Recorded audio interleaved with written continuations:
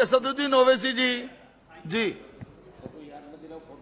बहुत शुक्रिया सर, आपने मुझे आज एक तारीखी बहस पर बोलने का मौका दिया। मोहतरम जनाब, इस ऐवान के 75 साल के पार्लिमानी सफर की तकमील पर हम बहस कर रहे हैं। मैं सबसे पहले अपनी जानिब से खराज अकीदत पेश करना चाहूंगा मौलाना हिफ्जुर रहमान साहब को, जो पहली और दूसरी पार्लियामेंट के मेंबर थे, मेरे कायद सालार मिल्लत सलाहुद्दीन ओवैसी को, सुलेमान सेठ साहब को और मौलाना बनात वाला साहब को। जनाब मोहतरम, इस ऐवान की नाकामियों का भी जिक्र हमको करना जरूरी है। 75 साल का तारीखी सफर इस ऐवान ने मुकम्मल किया। ये ऐवान एक इमारत नहीं है मेरी नजर में, ये ऐवान इस वतन अजीज का एक दिल है, जो बाहर जो गरीब और मजलूम अवाम की तकलीफ को महसूस करे, इसीलिए मैं इसको दिल कहता हूं। मैं आपके सामने 15 मिसालें पेश करूंगा जहां पर इस ऐवान ने अपनी नाकामी का सबूत पेश किया। एक उस वक्त जब दिल्ली की सड़कों पर सिखों की नस्लकशी की जा रही थी। एक उस वक्त जब 6 दिसंबर को बाबरी मस्जिद की शहादत हुई।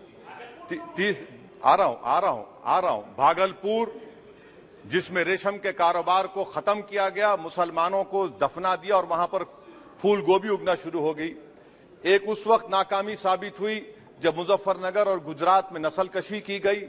एक उस वक्त सर जब हम देखते हैं कि मुंबई की सड़कों पर इंसानियत का नंगा नाच हुआ।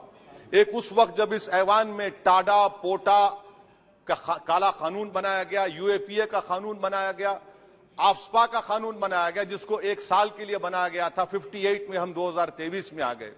एक उस वक्त नाकामी साबित हुई जनाब, जब हम देख रहे हैं कि आज ये जो दिल है, भारत का दिल है, हिंदुस्तान का, इंडिया का दिल है, आज गरीबों में, मजलूमों में, मुसलमानों में, कश्मीर की आवाम में, दलितों में, आदिवासियों में इस ऐवान की मोहब्बत और एतमाद खत्म हो रहा है, कम हो रहा है। इसीलिए जनता सड़कों पर आकर एहतजाज कर रही है, क्योंकि उनको लग रहा है कि ये इमारत बन चुकी है, हमारा दिल नहीं है। चाहे CAA का प्रोटेस्ट हो, चाहे किसानों का प्रोटेस्ट हो, चाहे शेड्यूल कास्ट के रिजर्वेशन का मसला हो। इसीलिए मैं आपके जरिए हम तमाम को मुतनब्बे करना चाह रहा हूं कि अगर हम रोडों पर इंसाफ करना जनता को अलाउ करेंगे, इस ऐवान को दिल नहीं रखेंगे, तो याद रखिए ये हमारी पार्लियामानी जमहूरियत के लिए बड़ा नुकसानदेह साबित होगा। और नुकसानदेह इसलिए भी होगा कि क्या हमको अपने ख्वाब गफलत से, अपनी जिम्मेदारियों से निभाने के लिए क्या भगत सिंह को आके बैठना पड़ेगा ऊपर कि देखो तुमने 75 साल में कैसा कानून बनाया और किसको कहां तक पहुंचा दिया। स्पीकर जनाब, इसीलिए मैं कह रहा हूं कि हम तमाम को अपनी जिम्मेदारियों को निभाना पड़ेगा। ये इमारतें ईंट से बनी हुई जरूर हैं, मगर ये इस इमारत में दिल है। इस इमारत को दिल के तौर पर बरकरार रखना पड़ेगा। स्पीकर सर, एक और मिसाल दे रहा हूं जहां पर इस ऐवान की नाकामी है। सर, अब तक लोकसभा के कितने 899 मेंबर कामयाब हुए। अब बताइए सर, पार्लियामेंट्री जमहूरियत में शराकतदारी की जमहूरियत है, रिप्रेजेंटेटिव फॉर्म ऑफ डेमोक्रेसी में 8,999 में कितने मुसलमान कामयाब हुए? कितने सर? 520, जबकि 1070 को इस ऐवान का मेंबर होना चाहिए था। कितना डिप्रीविएशन है सर? कितना डिप्रीविएशन है? 92% डिप्रीविएशन है। इस मौजूदा पार्लियामेंट में स्पीकर साहब सिर्फ 26 हैं, 14% मुसलमान और सिर्फ 4.8 उनका रिप्रेजेंटेशन है। बताइए, हम वोट डालने वाले बन गए, वोट लेने वाले नहीं बने।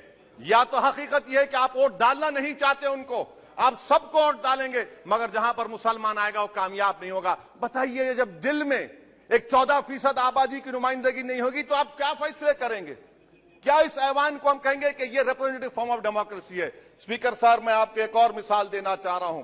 बाबा साहिब अंबेडकर ने सही कहा था, अंग्रेज उस जमाने में पार्लियामेंट बुलाते थे टैक्स बढ़ाने के लिए। हम उसी रास्ते पर जा रहे हैं, हम उसी रास्ते पर जा रहे हैं। हम तो बाबा साहब अंबेडकर को हमने सच साबित कर दिया।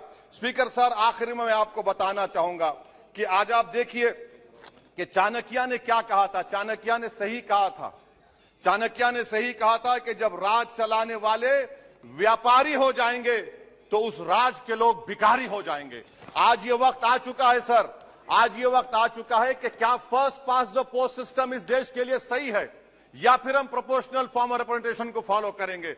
First pass the post system, जिसके पास एक मजहब का वोट होगा, जिसके पास दौलत होगी वही इस ऐवान में आ रहा है। इसीलिए हम कह रहे हैं कि आप इस जमहूरियत की नाक, कहीं ये जमहूरियत कमजोर ना हो जाए, मुझे इस बात का डर है। सर आखिर में मैं खत्म करने से पहले एक बहुत बड़े शायर ने कहा था, उस पर खत्म करना चाहूंगा कि अभी चिरागे सरे राह को कुछ खबर ही नहीं, अभी चिरागे सरे राह को कुछ खबर ही नहीं, अभी गिरानिए शब में कमी नहीं आई, अभी गिरानिए शब में कमी नहीं आई, निजात दीदे दिल की घड़ी नहीं आई, चले चलो कि मंजिल अभी नहीं आई। स्पीकर साहब, आखिर में याद रखिए एक बात को मैं सबसे कह रहा हूं कि पिच बदलने से गेम नहीं बदलता, गेम को बदलना पड़ेगा।